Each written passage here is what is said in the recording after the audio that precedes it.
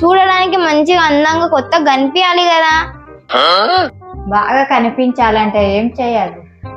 ఏం లేదమ్మా, కిటికీలకి తలుపులకి మంచి డోర్ కర్టన్లు, నీట్ గా క్లాస్ గా ఒక మంచి బెడ్షీట్, పిల్లోస్, మంచి ఒక డోర్ దగ్గర క్యూటీ మ్యాట్, అంతే. సరే, నువ్వు కాలేజీ నుండి తిరిగి వచ్చే వరకు నువ్వు అనుకున్నట్టు మార్చేస్తా. సరే మమ్మీ, ఇంకా బాయ్, పోతున్నా.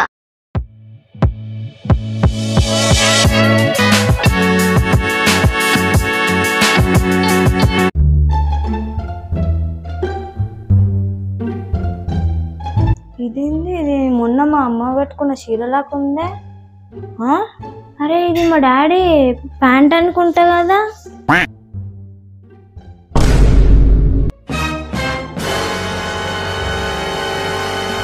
ఇది కూడా మా అమ్మ చీరనే కదా.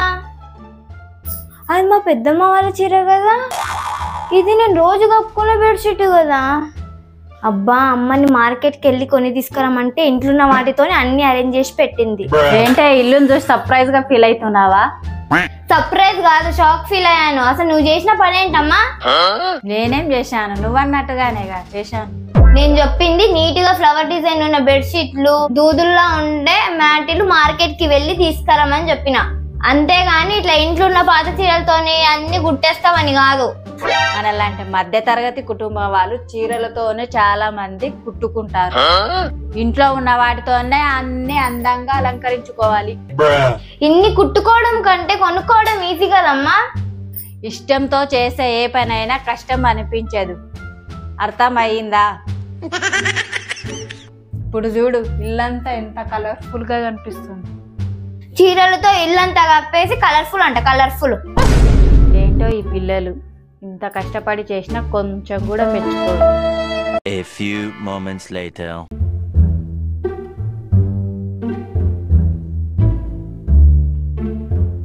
తొందరగా బట్టలు ఆరేసి సీరియల్ చూడాలి. సరే కానీ మమ్మీ, నువ్వు క్లిప్పులు తీసుకురావడం మర్చిపోయావు అనుకుంటా. మర్చిపోలేదే, క్లిప్పులు లేవు. ఉన్న 4-5 క్లిప్పులు కూడా విరిగిపోయినాయి. అవునులే, ఆ క్లిప్పులు ఇన్ని రోజులు రావడమే గ్రేట్. ఎన్నో సంవత్సరాల నుంచి వాడుతున్నావు.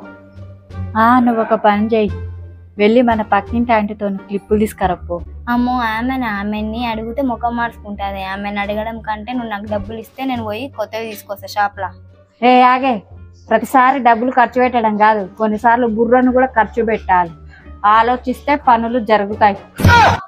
సరే, అవునా? అయితే నీ తెలివితోటి ఇవన్నీ బట్టలు క్లిప్స్ లేకుండా ఆరబెట్టు చూద్దాం. సరే, చూపిస్తా చూడు.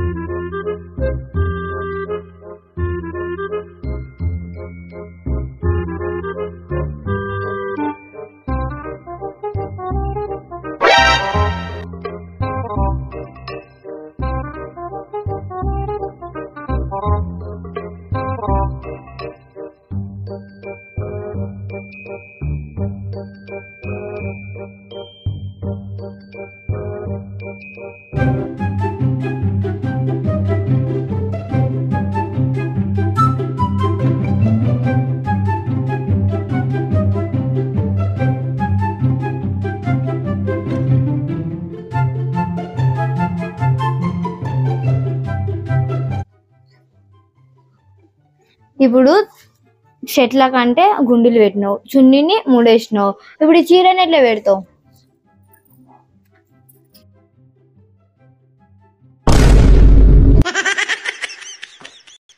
కాదమ్మా, అసలు ఇలాంటి ఆలోచనలు నీకు ఎలా వస్తాయి?